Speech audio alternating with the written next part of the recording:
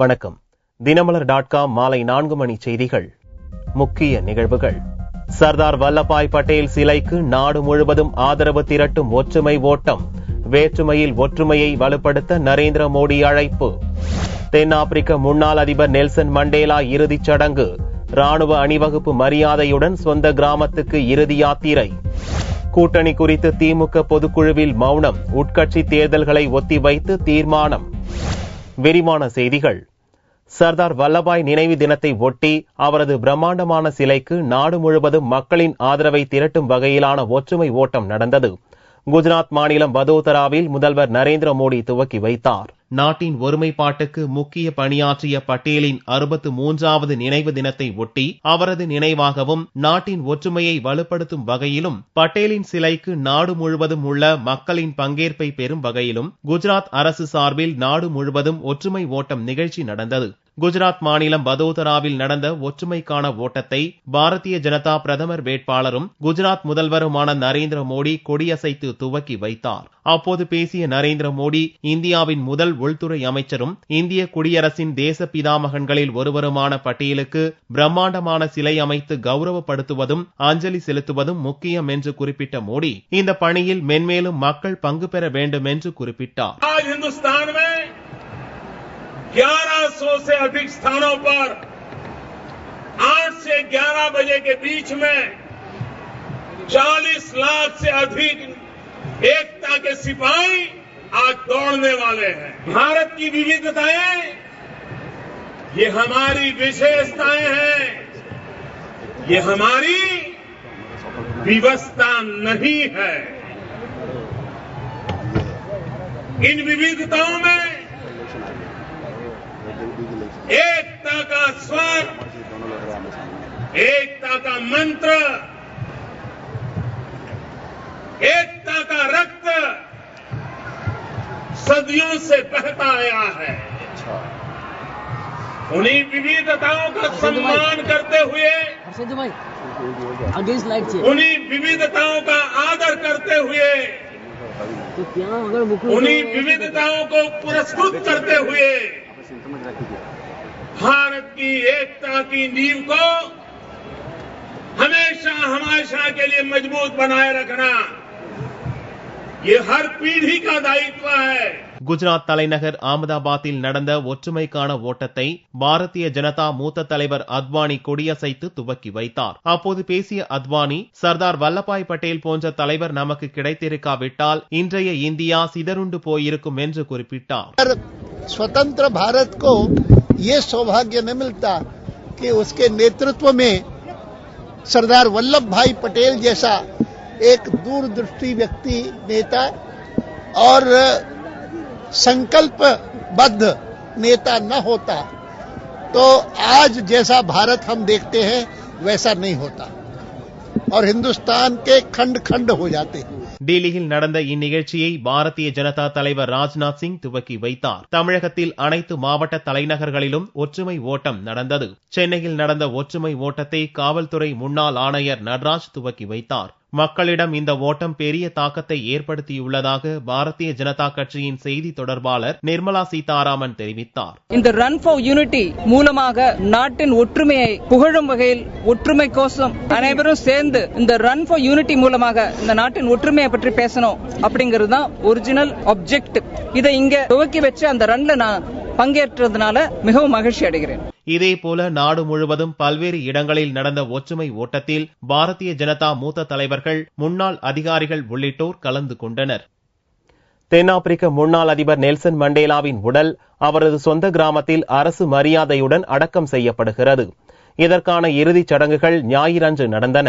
தென்னாப்பிரிக்காவின் முன்னாள் அதிபர் நெல்சன் மண்டேலா தனது 95வது வயதில் டிசம்பர் 5ஆம் தேதி ஜோகன்னஸ்பர்க்கில் மரணமடைந்தார். அவரது உடலுக்கு டிசம்பர் 10ஆம் தேதி ஐக்கிய நாடுகள் சபை பொதுச் செயலாளர் பான் கி மூன், இந்திய ஜனாதிபதி பிரணாப் முகர்ஜி, அமெரிக்க அதிபர் ஒபாமா, பிரிட்டிஷ் பிரதமர் டேவிட் கேமரூன் உள்ளிட்ட உலக தலைவர்கள் அஞ்சலி செலுத்தினர். இதைத் தொடர்ந்து பிரிட்டோரியாவில் அவரது உடல் பொதுமக்கள் அஞ்சலிக்காக வைக்கப்பட்டது. 3 நாட்கள் பொதுமக்கள் அஞ்சலி செலுத்தியதைத் தொடர்ந்து மண்டேலாவின் இறுதி யாத்திரை துவங்கியது. மண்டேலாவின் உடல் கிழக்கு கேப் மாகாணத்தில் உள்ள அவரது சொந்த கிராமமான குணுவுக்கு கொண்டு செல்ல செல்லப்பட்டது.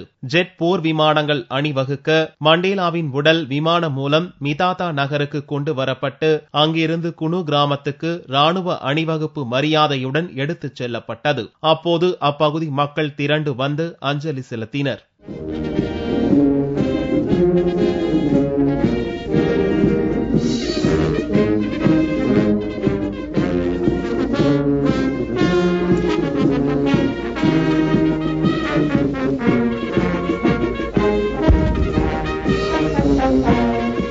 பிரம்மாண்டமாக அமைக்கப்பட்ட அரங்கத்துக்குள் கொண்டு செல்லப்பட்ட மண்டேலாவின் உடலுக்கு இறுதிச் சடங்குகள் நடந்தன.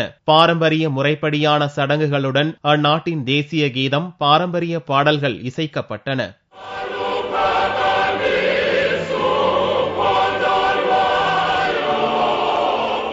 பல்வேறு நாட்டு பிரதிநிதிகள் இதில் கலந்து கொண்டு இரங்கல் செய்திகளை வாசித்தனர். நெல்சன் மண்டேலாவின் குடும்பத்தினரும் இதில் பங்கேற்றனர். லோக்சபா தேர்தல் கூட்டணி குறித்து பேசுவதற்காக கூட்டப்பட்ட திமுக பொதுக்குழுவில் உட்கட்சி தேர்தலை 2014ஆம் ஆண்டுக்கு ஒத்திவைப்பது உள்ளிட்ட 23 தீர்மானங்கள் நிறைவேற்றப்பட்டுள்ளன. திமுக தலைவர் கருணாநிதி தலைமையில் ஞாயிற்றுக்கிழமை அன்று கட்சி பொதுக்குழு கூட்டம் அறிவாலயத்தில் நடந்தது. இதில் மொத்தம் 23 தீர்மானங்கள் நிறைவேற்றப்பட்டன. தென்னாப்பிரிக்க முன்னாள் தலைவர் நெல்சன் மண்டேலா மறைவுக்கு இரங்கல் தெரிவித்தும், வழக்கம் போல் சட்டம் ஒழுங்கு, மின்வெட்டு, குடிநீர் பிரச்சினை, கட்டுமான தொழில் நெருக்கடி, நெசவாளர் அவலங்கள் போன்றவற்றில் தமிழக அரசை கண்டித்து தீர்மானங்கள் நிறைவேற்றப்பட்டன. பயிர் காப்பீடு நிறைவேற்ற கோரியும், கோமாரி நோய்க்கு நிவாரணம், நெல்லுக்கும் கரும்புக்கும் உரிய விலை, மக்கள் நல பணி பிரச்சனையில் தீர்வு கோரியும் தீர்மானங்கள் நிறைவேற்றப்பட்டன. அதிமுக அமைச்சர்கள் மீதான புகாருக்கு நடவடிக்கை எடுக்கப்படாததை கண்டித்தும் தீர்மானம் நிறைவேற்றப்பட்டது. மேலும் மீனவர் பிரச்சனை, சேது சமுத்திர திட்டம் முடக்கம், விலைவாசி உயர்வு, தேசிய நெடுஞ்சாலை பணிகள் தேக்கம் உள்ளிட்ட பிரச்சனைகளில் மத்திய மாநில அரசுகளுக்கு பொதுக்குழுவில் கண்டனம் தெரிவிக்கப்பட்டது. நெல்லையில் 2வது ராக்கெட் ஏவுதளம், அட்டப்பாடி தமிழர் பிரச்சனையில் தீர்வு, சிங்கப்பூர் தமிழர் விவகாரம், ஈழத் தமிழர் பிரச்சனையில் நிரந்தர தீர்வு என்பன உள்ளிட்ட தீர்மானங்களும் நிறைவேற்றப்பட்டன. இறுதியில் கட்சி உட்கட்சி தேர்தல் தொடர்பான தீர்மானத்தில் 2013 டிசம்பருக்குள் நடந்திருக்க வேண்டிய கட்சி தேர்தல் 2014 இறுதிக்குள் நடத்தி முடிக்க வேண்டும் என தீர்மானம் நிறைவேற்றப்பட்டுள்ளது. இக்கூட்டத்தில் பொதுச் செயலாளர் அன்பழகன், பொருளாளர் ஸ்டாலின் உள்ளிட்டோர் பங்கேற்ற போதும் தென்மண்டல அமைப்பு செயலாளர் அழகிரி கலந்து கொள்ளவில்லை. லோக்சபா தேர்தல் குறித்தும் கூட்டணி குறித்தும் எதுவும் அறிவிக்கப்படவில்லை. மேலும் ஏற்காடு இடைத்தேர்தலில் ஓட்டளித்த வாக்காளர்களுக்கு நன்றி தெரிவித்தும், நெஞ்சுக்கு நீதி நூல் எழுதிய கருணாநிதிக்கு பாராட்டு தெரிவித்தும் தீர்மானம் நிறைவேற்றப்பட்டது. மத்திய அமைச்சரும் காங்கிரஸ் மூத்த தலைவர்களில் ஒருவருமான சிஸ்ரா மோலா உடல்நலக் குறைவால் ஞாயிறன்று மரணமடைந்தார். அவருக்கு வயது 86. ராஜஸ்தான் மாநிலத்தைச் சேர்ந்த மத்திய தொழிலாளர் துறை அமைச்சரும் காங்கிரஸ் மூத்த தலைவருமான சிஸ்ரா மோலா உடல்நலக் குறைவால் குர்கானில் உள்ள தனியார் மருத்துவமனையில் சமீப காலமாக சிகிச்சை பெற்று வந்தார். பல்வேறு பிரச்சனைகளால் உடல்நலம் பாதிக்கப்பட்டு இருந்த மோலா ஞாயிறன்று மரணமடைந்தார். அவருக்கு மனைவியும் 2 மகன்களும் ஒரு மகளும் உள்ளனர். 86 வயதான சிஸ்ரா மோலா 1957ஆம் ஆண்டு முதல் 1990ஆம் ஆண்டு வரை தொடர்ந்து சட்டசபை தேர்தலில் ஜூன் தொகுதியில் வெற்றி பெற்றார். ராஜஸ்தான் மாநில அமைச்சராக 1980 முதல் 1990ஆம் ஆண்டு வரை பதவி வகித்தார். 1996 மற்றும் 97ஆம் ஆண்டுகளில் மத்திய ரசாயனம் மற்றும் உரத்துறை இணை அமைச்சராகவும், அதைத் தொடர்ந்து 1997 மற்றும் 98ஆம் ஆண்டுகளில் மத்திய நீர்வளத்துறை அமைச்சராகவும் பொறுப்பு வகித்தார். கடந்த 2004ஆம் ஆண்டு மத்திய தொழிலாளர் மற்றும் வேலைவாய்ப்புத்துறை கேபினெட் அமைச்சராகவும், அதைத் தொடர்ந்து மன்மோகன் சிங் அரசில் தொழிலாளர் துறை அமைச்சராக பொறுப்பு வகித்து வந்தார். தனியாக சென்ற பெண்ணிடம் வழிப்பறியில் ஈடுபட்ட போலீஸ்காரரை பிடித்த பொதுமக்கள் காவல் நிலையத்தில் ஒப்படைத்தனர். திண்டுக்கல் மாவட்டம் தெய்வசிகாமணிபுரத்தைச் சேர்ந்த போலீஸ்காரர் ஆனந்த் பழனியில் உள்ள சிறப்பு காவல் படையில் பணிபுரிந்த இவர் கடந்த சில மாதங்களுக்கு முன்பு திருட்டு வழக்கு தொடர்பாக கைது செய்யப்பட்டு தற்போது பணி நீக்கம் செய்யப்பட்டுள்ளார். இந்நிலையில் என்ஜிஓ காலனியில் லூசியானா என்பவர் அவரது உறவினர் உடன் வாடகைக்கு வீடு பார்ப்பதற்காக சென்றுள்ளார். அப்போது அங்கு வந்த போலீஸ்காரர் ஆனந்த் லூசியானா கழுத்திலிருந்து 5 பவுண்ட் தங்க நகையை பறித்து கொண்டு ஓடினார். அப்போது லூசியானா சத்தமிட அங்கிருந்த பொதுமக்கள் ஆனந்தை மடக்கி பிடித்து திண்டுக்கல் தாலுகா காவல் நிலையத்தில் ஒப்படைத்தனர். பின்னர் வழக்கு பதிவு செய்த தாலுகா போலீசார் ஆனந்தை கைது செய்து நீதிபதி வீட்டில் ஆஜர்படுத்தினர். நீதிபதியின் உத்தரவின் பேரில் அவர் திண்டுக்கல் மாவட்ட சிறைச்சாலையில் அடைக்கப்பட்டுள்ளார். சுசீந்திரம் தாணுமாலய சுவாமி கோவிலில் 100 ஆண்டுகள் பழமை வாய்ந்த பச்சிலை ஓவியங்களை தொல்பொருள் துறை ஆராய்ச்சியாளர்கள் ஆய்வு செய்து வருகின்றனர். கன்னியாகுமரி மாவட்டத்தில் பிரசித்தி பெற்ற சுசீந்திரம் தானுமாலையன் கோவிலின் சிறப்புகளில் ஒன்று அதன் ஓங்கி உயர்ந்த கோபுரம். இந்த கோபுரத்தின் 7 அடுக்குகளில் ராமாயணம் உள்ளிட்ட புராண கதைகள் பச்சிலை ஓவியங்களில் வரையப்பட்டுள்ளன. இது 500 ஆண்டுகளுக்கும் மேல் பழமை வாய்ந்தது. இது தற்போது சேதமடைந்த நிலையில் உள்ளது. இதை புதுப்பிக்க தமிழக அரசு உத்தரவிட்டிருந்தது. இதற்காக தொல்பொருள் ஆராய்ச்சியாளர் வீரராகவன் தலைமையில் 9 பேர் கொண்ட குழுவை தமிழக அரசு அமைத்துள்ளது. இக்குழுவினர் சுசீந்திரம் கோபுரத்தில் உள்ள ஓவியங்களை ஆய்வு செய்து வருகின்றனர். இவை பழமை மாறாமல் புதுப்பிக்கப்படும் என்று குழு தலைவர் வீரராகவன் கூறினார். 300, 400, 500 வருஷம் பெயிண்டிங்ஸ் இதை புதுப்பிக்கிறதுனா இப்போ போட்டு ஏதாவது அக்ரிலிக் பெயிண்ட் அதுக்கு இதெல்லாம் போட்டு பண்றாங்க இல்லையா, அது மாதிரி இல்ல. பழங்கால தொன்மை மாறாத புதுப்பிக்கிறதுக்கு அது மேல இருக்கிற கிரியேஷன்ஸ் எல்லாம் ரிமூவ் பண்ணிட்டு அதை எப்படி ஒரிஜினலா எப்படி இருந்ததோ அது மாதிரி கொண்டு வரதுக்காக இப்போ எங்களுக்கு இவங்க மூலமா எங்களுக்கு அழைப்புதல் வந்தது. அந்த காலத்துல என்ன பண்றாங்க, மூலிகை எல்லாம் சிலதெல்லாம் இலைகள் இதெல்லாம் எடுத்து அதை நல்லா சாறு புழிஞ்சு அதை வளர்த்தி அதுக்கப்புறம் அதை நல்லா ஃபில்டர் பண்ணி வெரி மைன்யூட் பவுடர் எடுத்து பண்ணிருக்காங்க. அது அந்த காலத்துல பண்ணிருக்காங்க. ஆனால் இதை அந்த அளவுக்கு நாங்கள் இன்னும் இதெல்லாம் இப்போ ஒரு பிக்மெண்ட் எடுத்து டெஸ்ட் பண்ணாதான் நமக்கு அது மூலிகைகள் இதில் யூஸ் ஆகிருக்கு. இந்த பெயிண்டிங்கில் யூஸ் பண்ணுறக்கான்ட்டு தெரியும் நமக்கு. முதல்ல எப்படி இப்போ நல்லா புத்து இது வந்ததோ அது மாதிரி பண்ணணும்னு சொல்லிட்டு இப்போ நாங்கள் பார்த்துட்டு இருக்கோம். இவற்றை சுத்தம் செய்து பழமை மாறாமல் பச்சிலை வண்ணங்களால் புதுப்பிப்பது குறித்தும் வல்லுநர்கள் ஆலோசனை நடத்தியுள்ளனர். திண்டுக்கல்லில் நடந்த ரேக்லா ரேஸ் பந்தயத்தில் திருச்சி, மதுரை, தேனி மாவட்டங்களைச் சேர்ந்த மாட்டு வண்டிகள் முதலிடத்தை பிடித்தன. திண்டுக்கல் மாவட்டம் ஐயம்பாளையத்தில் வஉசி இளைஞர் பேரவையின் சார்பில் இரட்டை மாட்டு வண்டி பந்தயம் 3வது ஆண்டாக ஞாயிற்றுக்கிழமை அன்று நடந்தது. மொத்தம் 137 மாட்டு வண்டிகள் கலந்து கொண்ட இந்த போட்டியில் பெரிய மாடு, சின்ன மாடு மற்றும் பூஞ்சி மாடு என்று 3 வகை மாடுகளுக்கான போட்டிகள் 3 பிரிவுகளாக நடந்தது.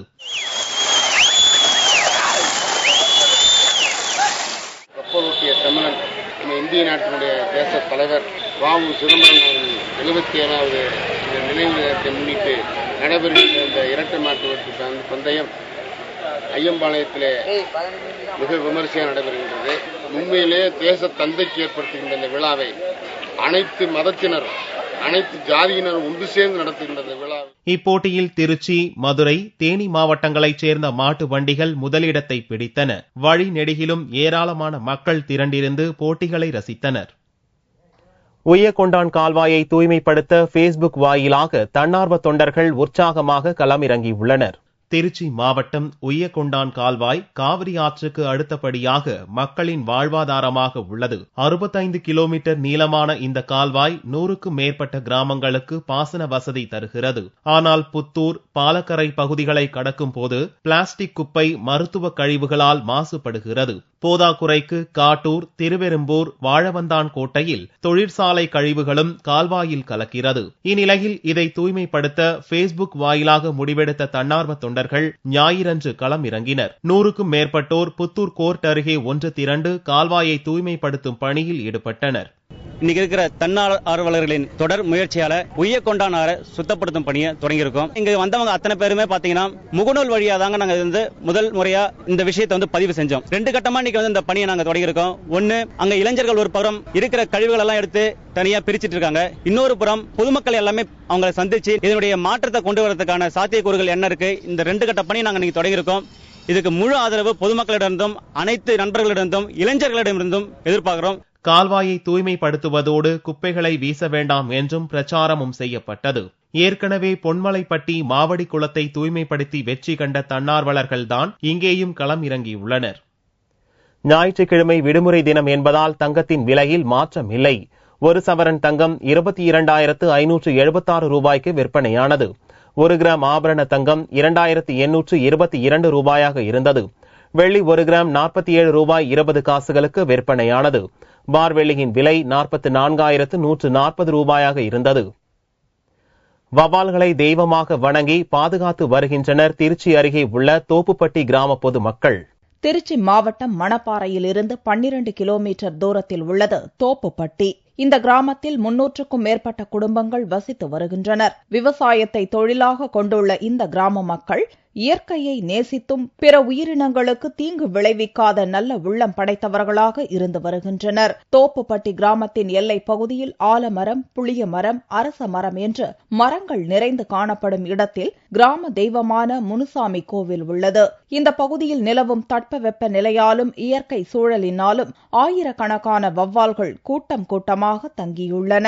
பெரும்பாலானோர் வெறுக்கும் உயிரினமாக சித்தரிக்கப்படும் வௌவால்களை தோப்புப்பட்டி கிராம மக்கள் தெய்வமாக வணங்கி பாதுகாத்து வருகின்றனர். வௌவால்கள் தங்கும் பகுதியில் நெருப்புகளை கொளுத்தாமலும், தீபாவளி போன்ற பண்டிகை காலங்களில் பட்டாசுகளை வெடிக்காமலும், திருவிழா காலங்களில் அதிக ஒலியை தவிர்த்தும் வௌவால்கள் எழுப்பும் ஒலியையே இசையாக நேசித்து ரசித்து வருகின்றனர். 40 ஆண்டு காலமாக இங்கு 20,000க்கும் மேற்பட்ட வௌவால் இனம் ஆலமரத்தில் தொடர்ச்சியாக குடியிருந்து வருகிறது. இது இறை தேடி சாயந்தரம் 5 மணிக்கு மேலே வெகு தூரமாக பழனி, அழகர்மலை, ஸ்ரீரங்கம், தோகமலை இவ்வாறு பெரிய இடத்திற்கு சென்று இறை தேடிவிட்டு அதிகாலை 5-6 மணிக்கு தன்னுடைய இடத்துக்கு குடி வந்து விடுகிறது. தங்கள் வாழ்வின் சந்தோஷத்திற்காகவும் சுயநலத்திற்காகவும் பிறருக்கு தீமை செய்து வாழும் இந்த உலகத்தில் வௌவால்களுக்கு வாழ்விடம் கொடுத்து எந்தவித தீங்கும் வராமல் தெய்வமாக வணங்கி வரும் தோப்புப்பட்டி கிராம மக்களை மனதார பாராட்டலாம். மீண்டும் செய்திகள் இந்திய நேரப்படி இரவு 8 மணிக்கு. வணக்கம்.